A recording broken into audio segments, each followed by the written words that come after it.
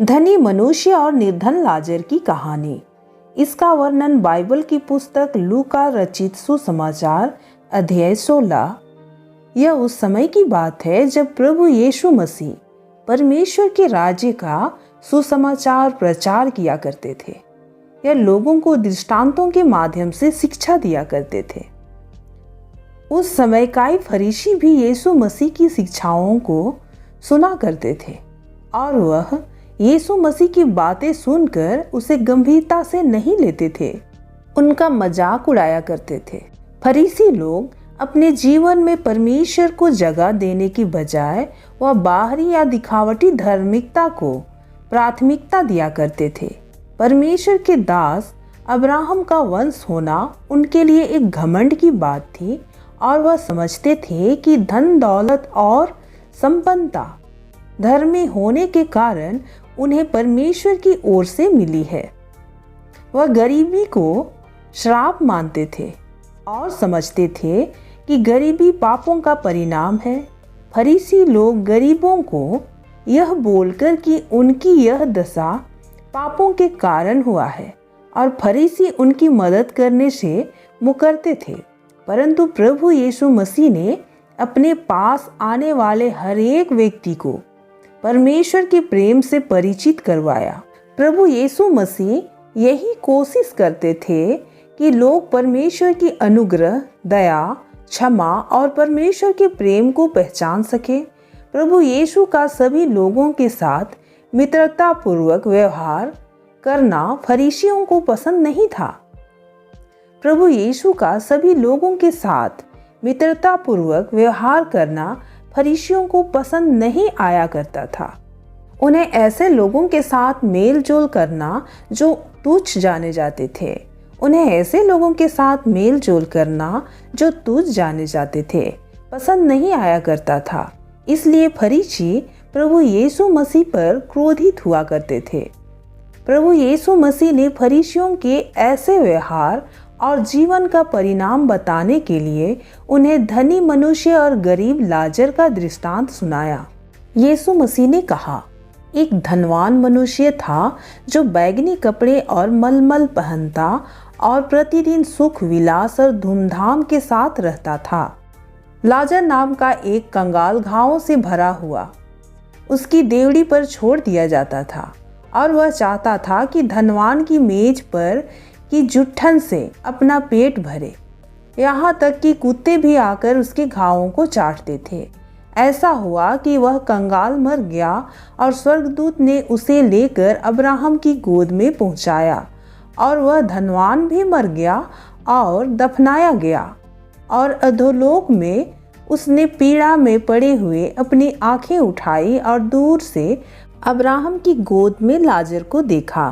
तब उसने पुकार के कहा, हे पिता अब्राहम, मुझ पर दया करके लाजर को भेज दे ताकि वह अपनी उंगली का सिरा पानी में भिगोकर मेरी जीभ को ठंडा करे, क्योंकि मैं इस ज्वाला में तड़प रहा हूँ।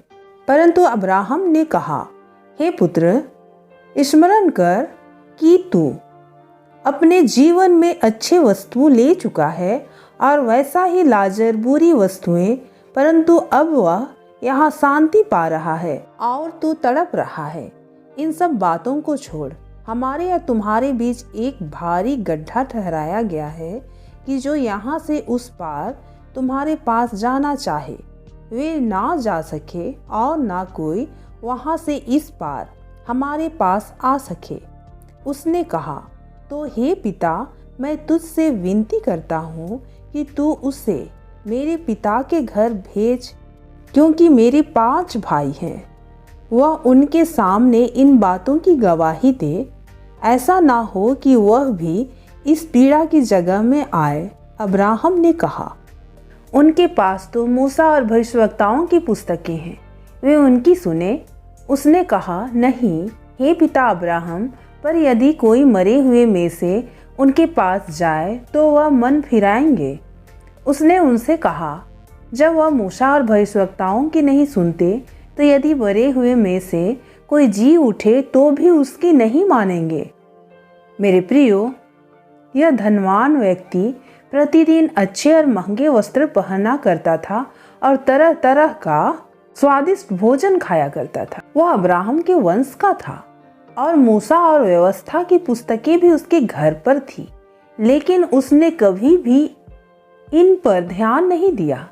अगर आपके पास भी परमेश्वर का वचन यानी कि पवित्र बाइबल है और आप उसे नहीं पढ़ते, तो आज से ही पढ़ना शुरू करें और उन बातों को समझने की कोशिश करें और अपने जीवन में लाएं। पवित्र बाइबल आपके जीवन को बदल सकती है। उस धनी मनुष्य का जीवन भोग विलास तथा संसारिक आनंद करने में ही व्यतीत होता था और दूसरी तरफ लाजर नाम का एक व्यक्ति था जो कि कंगाल था। उसके पास इतने पैसे भी नहीं थे कि अपने घाव पर मरहम पट्टी करवा सके। वह उस धनवान की जुठन से अपना पेट भरा करता था और कुत्ते उसके घाव को चाटते थे। मगर जब दोनों मरे तब निर्धन लाजर स्वर्ग में अब्राहम की गोद में था और धनवान मरकर अधोलोक यानी नरक जैसी ही जगह पर। लेकिन इसका मतलब बिल्कुल भी नहीं है कि सभी धनवान नरक में ही जाएंगे और यह भी नहीं है कि सभी गरीब व्यक्ति स्वर्ग में ही जाएंगे।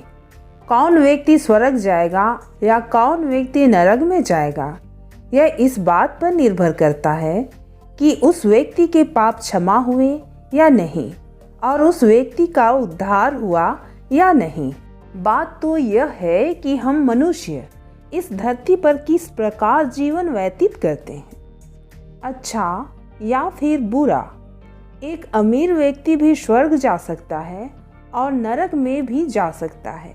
ठीक उसी प्रकार एक गरीब व्यक्ति नरक में भी जा सकता है और स्वर्ग में भी जा सकता है।